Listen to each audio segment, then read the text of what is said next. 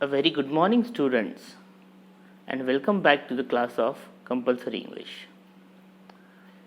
Today, we will learn about a very beautiful story regarding two little boys. You will be amazed by learning this story or reading this story. The name of the story is Two Gentlemen of Verona, and the story is written by A.J. Cronin, Archibald Joseph Cronin. It is the second chapter in your syllabus. Okay, so today we will read and learn the introduction regarding the author of this chapter, that is A.J. Cronin. So I will read and explain it to you in your mother tongue also. Archibald Joseph Cronin, born in the year 1896 and died in 1981, was a Scottish novelist, dramatist and non-fiction writer. Archibald Joseph 1896 साली त्यांचा जन्म झाला आणि 1981 साली त्यांना देवाज्ञा झाली. Was a Scottish नॉव्हेलिस्ट, स्कॉटलंडमध्ये राहणारा व्यक्ती होता म्हणून त्याला म्हटलेलं आहे स्कॉटिश. आणि नॉव्हेलिस्ट यासाठी त्यांनी खूप चांगल्या कादंबऱ्या लिहिल्या. कादंबरीकार, ड्रॅमॅटिस्ट, नाटककार and non fiction writer. Non fiction, fiction means novel type writing, परंतु नॉवेल नसलेलं किंवा फिक्शनल नसलेलं, फॅन्टसाइज नसलेलं असं लिखाणसुद्धा त्यांनी केलेलं आहे. He was a trend physician. ते एक ट्रेंड फिजिशियनसुद्धा होते. फिजिशियन म्हणजे आपण वाचतो ना, डॉक्टर जे आपल्या एरियामध्ये डॉक्टर असतात त्यांना आपण त्यांच्या पाठीवरती लिहिलेलं कदाचित वाचलं असेल तुम्ही, जनरल फिजिशियन लिहिलेलं असतं. ठीक आहे. तर आपले हे जे A.J. क्रोनिन होते हे वैद्यकशास्त्रात सुद्धा पारंगत होते. Cronin served as a surgeon sub lieutenant during the first world war. Cronin यांनी एक सर्जन म्हणून आणि सब लेफ्टनंट, लेफ्टनंट नंतरची च्या जस्ट खालची पदवी सब लेफ्टनंट अशी त्यांनी ड्युटी बजावली. कुठे? फर्स्ट वर्ल्ड वॉरमध्ये in the royal navy before graduating from medical school. Medical स्कूलमधून डिग्री प्राप्त होण्याआधीच त्यांनी फर्स्ट वर्ल्ड वॉरमध्ये रॉयल नेव्हीमध्ये काम करून सर्जन म्हणून सब लेफ्टनंटची भूमिका पार पाडली.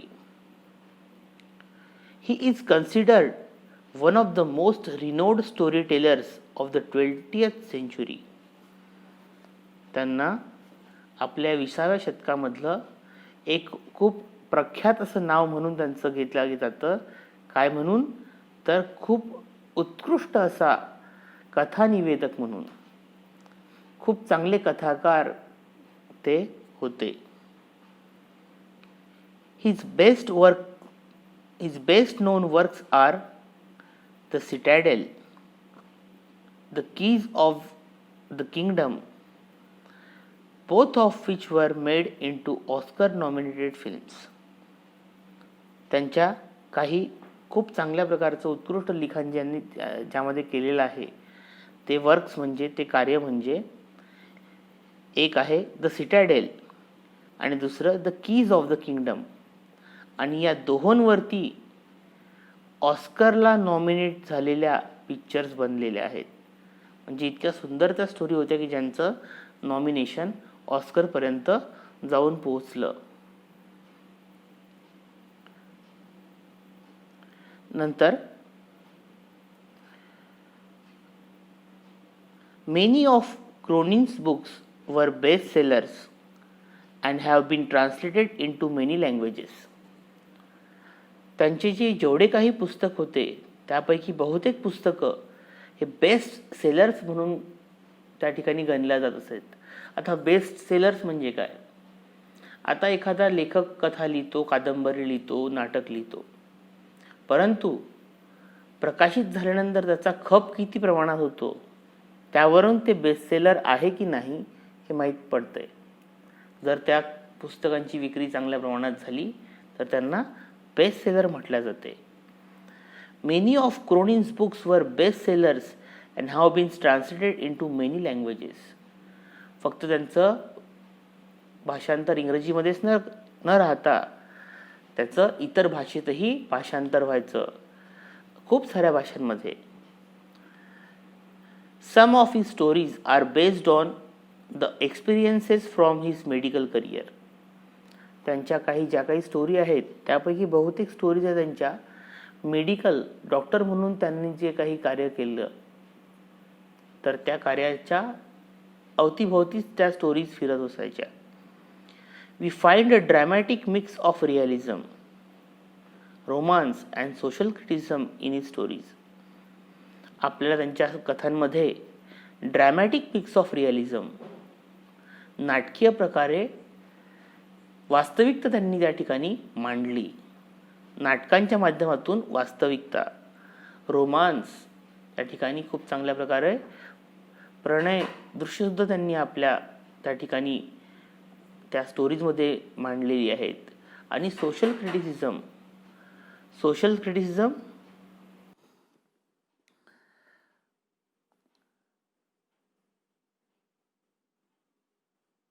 we find a dramatic mix of realism, romance and social criticism in his stories.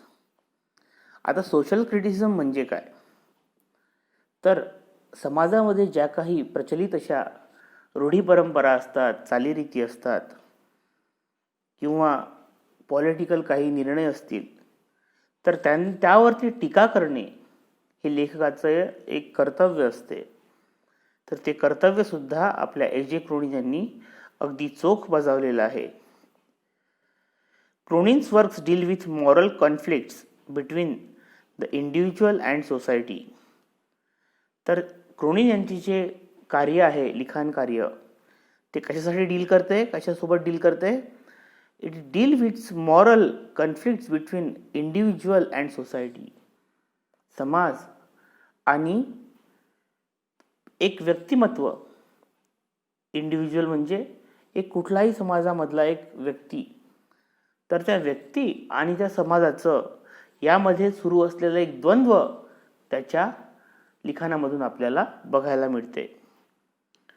To gentlemen of Verona is a touching story of two small boys, Jacopo and Nicola.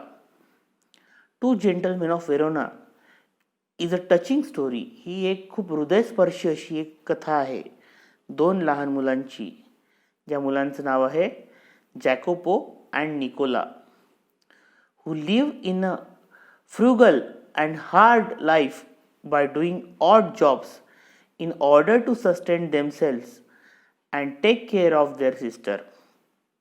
जे मुलं खूप असं धकाधकीचं जीवन जगतायत, खूप मेहनत करतायत, खूप अशा प्रकारचे ऑड जॉब्स जे लहान मुलं सहसा करत नाहीत त्या प्रकारचे असे ऑड जॉब्स ते करत आहेत. कशासाठी? टू सस्टेन देमसेल्स, स्वतःचा टिकाव या जगामध्ये लागावा म्हणून ते काम करत आहेत. And take care of their sister, त्यांना एक बहीण सुद्धा आहे. या कथेमध्ये आपण पुढे बघणार आहोत की त्या बहिणीची काळजी घेण्यासाठी सुद्धा हे दोन मुलं कशा प्रकारे धडपडतायत. The boys exhibit maturity way beyond their age. या दोन मुलांच्या स्टोरीमधून किंवा व्यक्तिमत्वामधून आपल्याला हेच प्रतीत होतं की मॅच्युरिटी ही कुठल्या एजशी रिलेटेड नसते. जेव्हा माणसावरती जबाबदारी येते तेव्हा तो काय होतो? मॅच्युअर होतो. तर तशाच प्रकारची ही दोन कोवळी मुलं त्यांच्या वयापेक्षा जास्त समजदार, प्रगल्भ अशी होती. They also show what being a gentleman is all about. त्यांच्या व्यक्तिमत्वावरून, त्यांच्या वागण्यावरून असं सुद्धा प्रतीत होतं की एक जेंटलमॅन, एक सज्जन नेमका कसा असायला हवा, तर ते त्या दोघांच्या चरित्रावरून आपल्याला लक्षात येईल. एम्ब्रेसिंग रिस्पॉन्सिबिलिटीज विदाउट कंप्लेनिंग, आपल्यावरती आलेल्या जबाबदाऱ्यांचा स्वीकार करणं किंवा त्यांना कवटाळणं, कुठलीही तक्रार न करता. डिस्प्लेइंग